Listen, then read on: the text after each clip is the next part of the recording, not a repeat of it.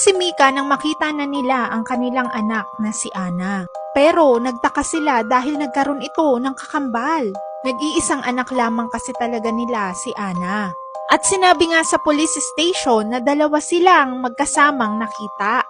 Agad niyang iniuwi ang kanilang mga anak sa mother-in-law niya. Pero laking gulat nito na nagkaroon ng kambal si Ana. Nagmamadaling pumasok ng kwarto yung mother-in-law ni Mika dahil natakot ito dahil imposible daw na magkaroon ng kakambal ang kanyang apong si Ana.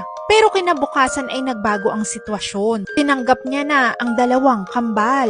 Ganon din nung una silang nakita ng tutor nila. Takot na takot ito sa dalawa. Pero makalipas ang isang oras ay nag-enjoy na itong kasama ang kambal. Pumunta si Mika sa nanay niya. At dito pinakita ng nanay niya yung mga litrato ni Ana. Tinabi nito na mapapansin na mayroong laging kasamang doll si Ana. At posibleng ginaya nito ang itsura ni Ana upang magpanggap na kambal nito dahil meron itong binabalak na masama sa pamilya nila.